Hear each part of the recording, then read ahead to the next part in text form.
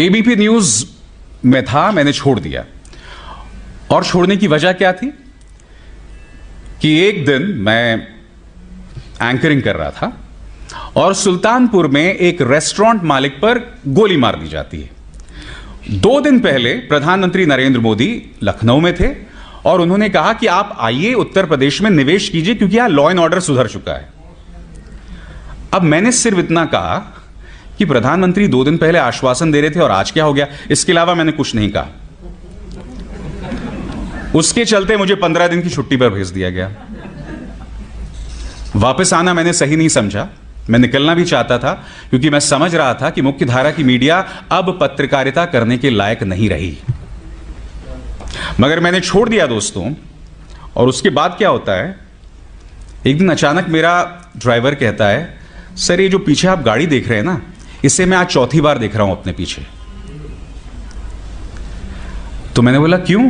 कहता है याद है आपको जब आप उस दिन मिली बाबूश के साथ खान मार्केट गए थे? मिली बाबूश मेरे बच्चे हैं। उस दिन भी एक गाड़ी हमारे पीछे थी। तो उसके बाद क्या हुआ, मैं अकेला था और मैंने थोड़ी स्लो की गाड़ी, वो साइड से जाने लगी और फिर मैं आगे निकल गया क्योंकि उसके शीशे काले थे, मैं नहीं जानता था अंदर कौन था क्या था। फिर अगले दिन क्या देखता हूं कि वो मेरे घर के पास खड़ी हुई है। मैं पुलिस के पास गया, मैंने शिकायत की, पता चला कि वो गाड़ी किसी कश्मीरी की थी जो श्रीनगर का रहने वाला था मगर नोएडा में काम कर रहा था। अब मुझे लगा अगर 1 in a blue chance कि वाकई ये वो है, कोई कश्मीरी मुस्लिम है जो यहां काम कर रहा है दिल्ली में, और अगर मैंने शिकायत को आगे लेकर गया तो वैसे ही तो आपको जानते हैं कश्मीरी और मुस्लिम तो बहुत ही जबरदस्त कॉम्बिनेशन है पुलिस को ठोकने के लिए। तो मैंने शिकायत वापस ले ली, मगर मैं समझ गया था कि इसकी गाड़ी का इस्तेमाल किया जा रहा था मुझे टेल करने के लिए। जिस चीज का जिक्र पन्नू जी ने कहा, the process is the punishment. मेरे और मेरी वाइफ के खिलाफ 13 करोड़ की टैक्स चोरी के अनाप शनाप टैक्स केसेस दर्ज कर दिए गए। उसके अंतर्गत वो लोग मेरी वाइफ के खिलाफ प्रोसिक्यूशन भी करने वाले थे क्योंकि वो मेरी पत्नी है।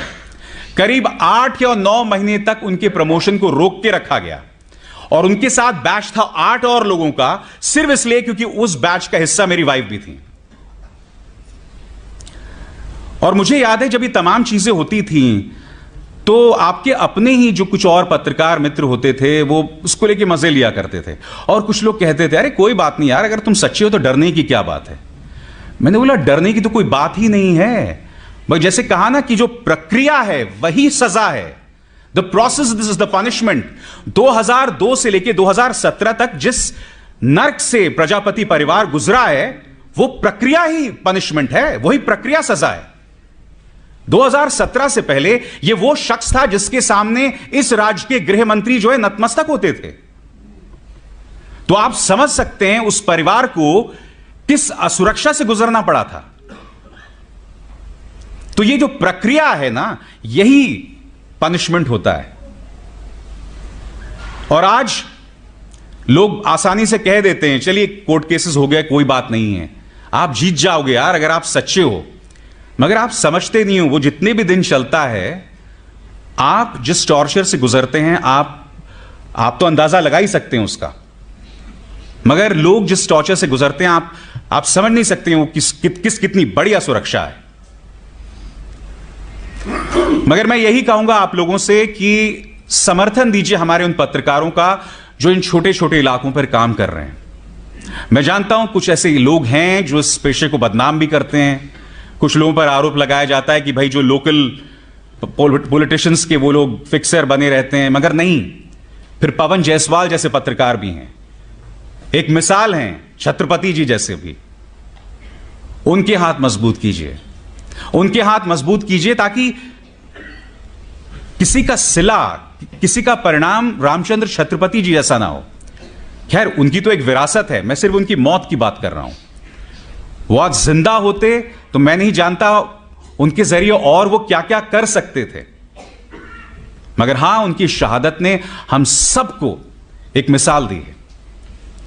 और दोस्तों जाते जाते मेरा अपना वो फलसफा है और ये फलसफा मैं अक्सर उन पत्रकारों को देता हूं जो इन मुश्किल हालात में अपना काम करते हैं। इन तेज हवाओं से घबराना नहीं है। तेज हवाओं से ना घबरा ए बाज, ये तो आती ही हैं तुझे ऊंचा उठाने के लिए।